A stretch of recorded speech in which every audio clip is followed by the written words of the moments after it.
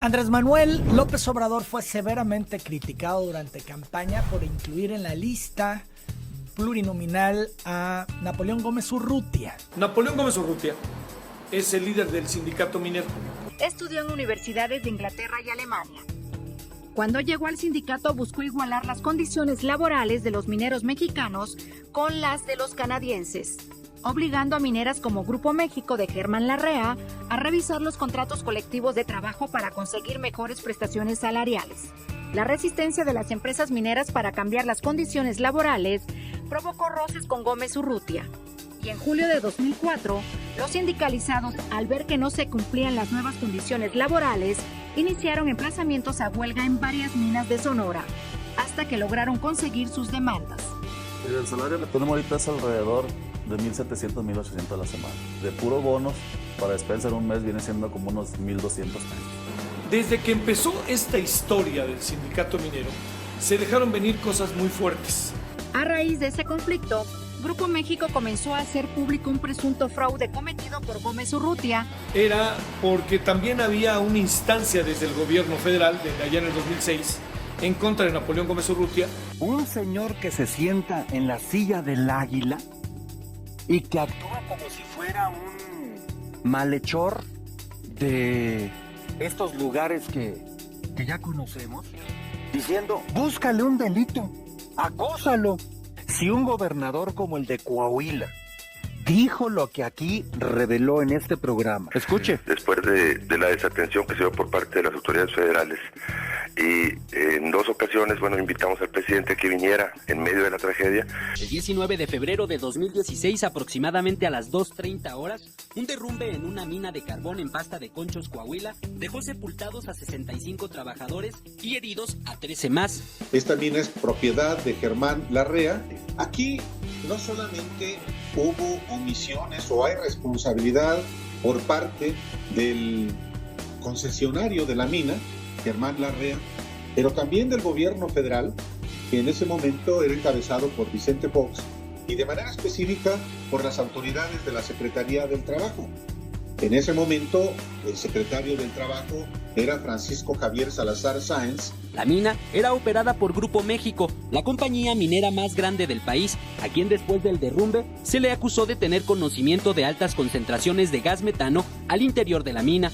Todas las condiciones que llevaron a esta tragedia, por omisiones no solamente del patrón, con condiciones prácticamente de esclavitud para los trabajadores mineros, sino la falta de compromiso con los trabajadores de la autoridad que debe supervisar. Sin embargo, pese a saberlo, los trabajadores ingresaron a laborar.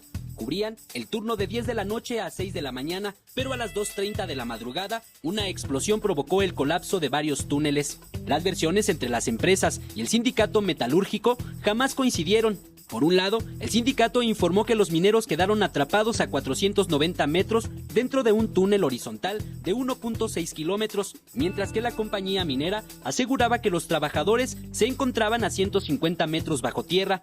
El 24 de febrero de ese año, Grupo México anunció la suspensión de la búsqueda, dado que la concentración de gas era muy alta para el cuerpo de búsqueda. Así, el 25 de febrero de 2016, el grupo minero informó que no había posibilidad de manera definitiva la búsqueda. ¿Por qué no se rescataron a los mineros sepultados? Y no hubo un rescate de los que pudieran estar vivos, pues porque implicaba una inversión brutal. Siempre hubo la sensación, yo recuerdo la desesperación de esos momentos, de que el gobierno en realidad estaba tratando de proteger el dinero de Germán Larrea.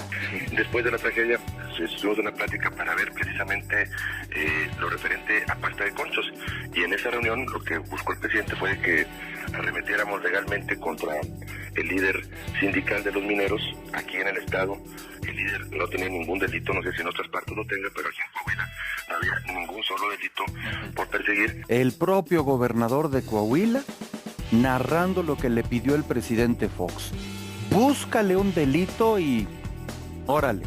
Lo marcaba la decisión de un grupo, el Grupo Minera México, que otra vez ya saben que está metido, ustedes lo saben, en Sonora, más que bien, Pasta de Conchos, Cananea, etcétera. La peor tragedia en la historia de la minería de este país.